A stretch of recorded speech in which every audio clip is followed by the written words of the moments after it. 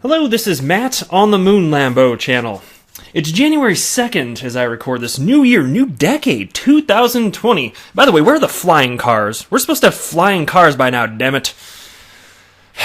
But with January here, a brand new year, I'm willing to bet that many of you have taken upon the tradition of implementing a New Year's resolution. And what might that be? Do you have a New Year's resolution? I'd love to hear it. Perhaps to eat fewer chocolate chip cookies for the waistline. Perhaps to be nicer to humans. My resolution is to continue running the best channel on all of YouTube, which of course is the Moon Lambo channel. So I'm just going to keep being awesome. I mean, you know, but that's a big task there. You know, once you've got it, you just don't want to lose it. But look at this. You know, January doesn't only signify just a new beginning, a new year. It's also a new month. Take a look at this headline. You know what this new month signifies? I wish it was something cool. It's not. Look at the headline. Altcoins enter 25th month of bear market. When altcoin season. Now, I do like the headline. I like how they phrase it, because will there be an altcoin season? No, they didn't write that. When will there be an altcoin season? No, they just, in true crypto fashion, when altcoin season, when Moon, when Lambo. You gotta love it. I love the vernacular of our little crypto world. So, I gotta talk about this. But before going any further, if you would please delicately tap that like button, and if you're a fan of Ripple and XRP, go ahead and subscribe to the Moon Lambo channel. Again, it's the best channel on all of YouTube. You're gonna want to be a part of that. All the cool kids are doing it. Now, of course, it's not the case that you know, XRP is the only coin down. Of course, the headline of this. Altcoins enter 25th month of bear market, but also true for XRP. This is the 25th month because the all-time high of XRP, that was, I don't remember the date, it might have been like the 14th or 15th of January 2018. And it hasn't ever been the same. Now, there have been little relief rallies, this or that, moments where it looked things are going more optimistic. I remember at one point XRP got down to 25 cents in 2018 and then got all the way up to almost 80 cents. So there were some instances like that, but it doesn't change the fact that we were still in a bear market. So I want to run through this, but I have to share with you 3 tweets, which I think you're going to enjoy first. They're all from the XRP community. First one's from Galgatron. I thought this is the perfect tweet to plug into this video. And Galgatron writes this: "You know when crypto has ruined your life if you look up at the moon and all you feel is rage." So I thought it was funny. I got a laugh out of that. Next, here's a tweet from EasyXRP. And it's a quote from Mark Yusko. Mark Yusko, some of you are familiar, I'm sure, but many not. He is the co-founder of Morgan Creek Digital, a notable cryptocurrency hedge fund, which I'd say from my perspective, what perhaps most interesting about them is that they're the first ones to get a public pension fund to invest in cryptocurrency, and it's through their organization. So really cool stuff here. But take a look at this. And I'm only thinking, look, this is an XRP-centric channel. I'm only thinking about XRP as I read this to you, even though, you know, they're very pro-Bitcoin. And I just, sometimes it's hard to wrap my head around when people like really smart, really logical people say things that to me don't seem necessarily sufficiently logical. I'm kind of like, eh. But still, the smart guy, I like this guy. He and Anthony Pompliano run this one. But check out this quote. "The greatest wealth is created by investing in something that you believe in before people even understand it." Again, that's Mark Yusko. He's got a little picture here of a 2019 caterpillar, which in 2020 is a butterfly. Oh, how beautiful. I love it. All right, next. This is a tweet from fellow XRP YouTuber, the Digital Asset Investor, and I like this. He writes, "Another little reminder from February 7th, 2018. This is a quote from Brad Garlinghouse, Ripple CEO. And he said, "The price of XRP over 3 hours, over 3 days, over 3 weeks, or even 3 months, that is not success. That's not how I measure success. I think about success over the next 3 to 5 years." Now, I like the quote, and I remember when he said it, because I was, I was in the world of crypto for all of, 3 months at that point, and I remember him saying that, and I was like, oh, okay. And back then, 3 years sounded far away. But now we've gone through 2, and so we got about 1 more year before we're back at that. Only, a little over a year. And now I'm wondering if maybe 3 years should not have been the lower end of that estimate. But still, I get the concept of what he's saying. I'm not being overly critical. I'm Mr. XRP Bull here. I don't know how long it's going to take, and that's why I don't have the guts to put timestamps on when I think this is all going to quote unquote moon. But I still believe it's coming. Now take a look at this. Again, altcoins enter 25th month of bear market, when altcoin season. In 2020, there are fears that the dumpening will continue and more value will be erased from the altcoin market.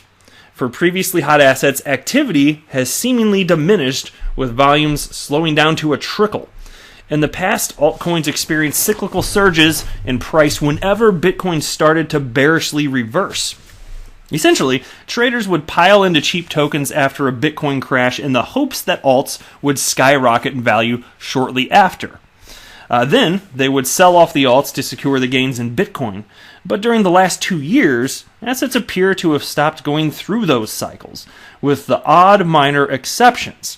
Most altcoins have crashed not only in dollar terms, but also lost their positions against Bitcoin. Now, I want to state something right here. Yes, it is taking longer. I fully acknowledge that, but I have to tell you, even with me not being a chart analyst and I'm not offering financial advice, I don't have a financial background, I'll say this, because I'm happy to share my opinion, because it's fun to think through this stuff.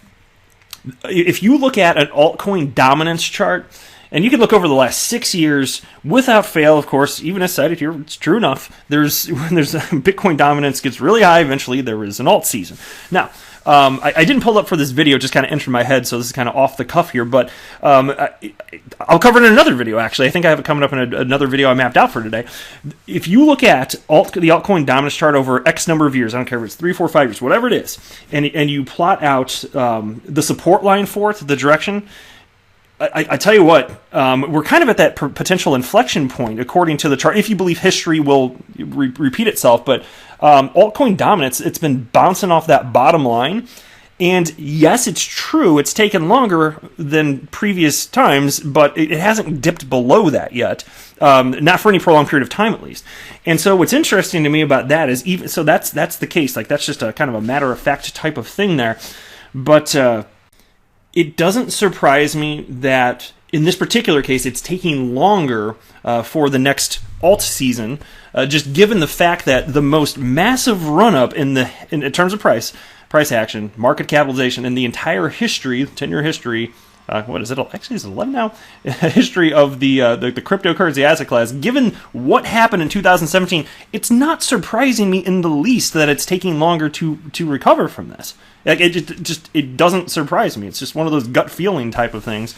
But I don't think for a moment that the cryptocurrency asset class is going away, because there's real value to be had with cryptocurrencies. Even if we don't know what all the winners are going to be and all the losers, there's something there, and enough people know it. As a result, crypto asset class not going to zero. That's my firm belief. Even if I'm wrong about XRP, and I don't believe that for a second, crypto asset class not going to zero. An altcoin season now hinges on the performance of Bitcoin. Rallies in dollars are unlikely to deliver long-term price changes, which is a signal that a true altcoin season has not yet arrived. Captain Obvious, yes. The chief reason is the expectation that altcoins would sink further. The sector also keeps shedding low-quality projects, and ERC20 tokens are being called both from the slow trading and regulatory reasons. Thus, traders seem to be waiting it out to see which projects manage to survive.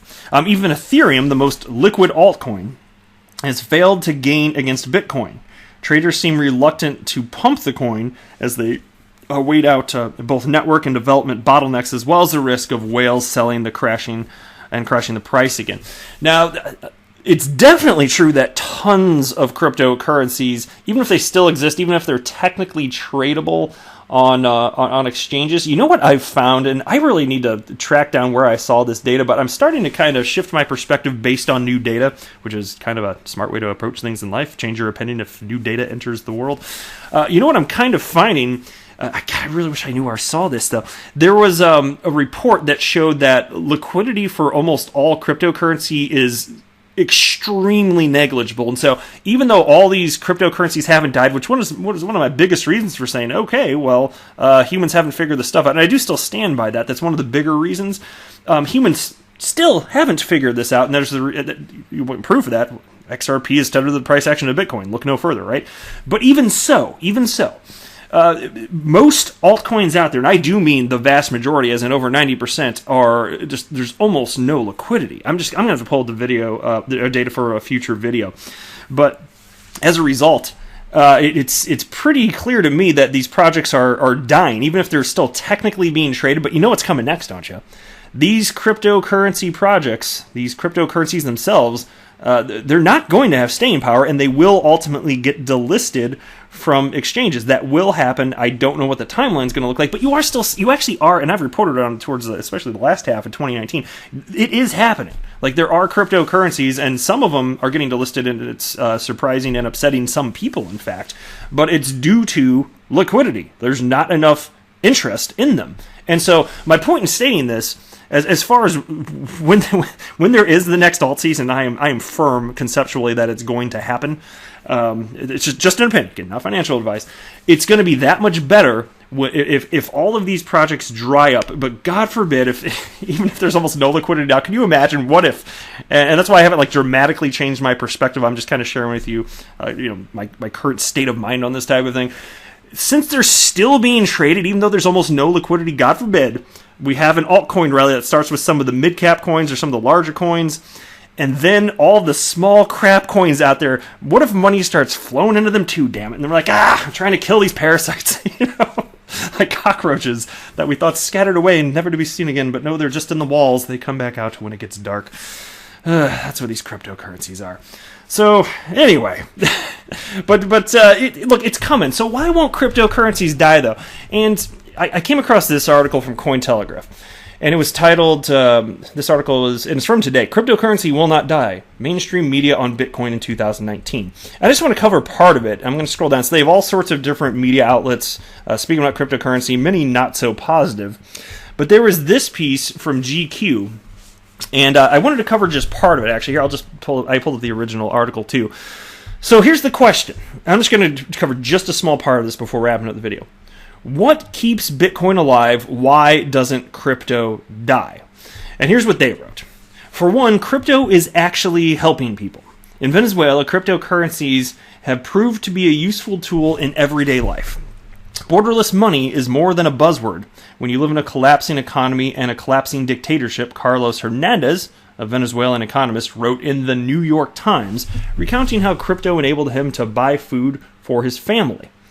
He told me in an email, that's the author, not Moon Lambo, quote, I can imagine that for the rest of the world, the prospect of a currency that's not controlled by anyone doesn't sound super enticing, but in my specific case, it's a lifesaver. And so we're talking about a specific use case there, that in place of fiat currency. And this is what I've always postulated, just this idea that as far as a cryptocurrency, whether it's Bitcoin or anything else, replacing a fiat currency, that can happen. If you think the answer is no just because it hasn't, I'm sorry, that's a little silly. But there's not a ton of demand for that because most of the world has functioning fiat currencies. But in areas like this, hey, it makes all the sense in the world. So there you go. Utility alone right there. And that is utility, even if almost nobody's using it.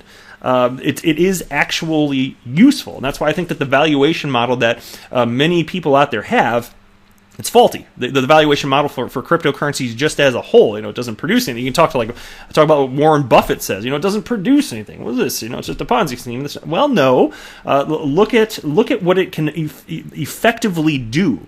Look at the network effect on top of that. What can be done as a result of this technology, just not possible. And it makes all the sense in the world for there to be an open market value in cryptocurrencies as a result.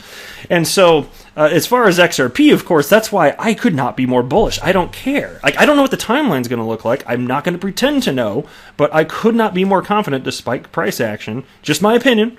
And that XRP, given that there's real-world utility and the adoption continues, the rest of the world will eventually figure it out.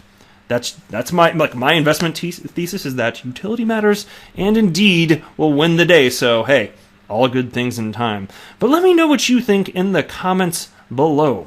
That's it for this video, though. I am not a financial advisor. Do not buy or sell anything because of anything that I say or write. That would be a very, very, very bad idea. Until next time, to the moon, Lambo!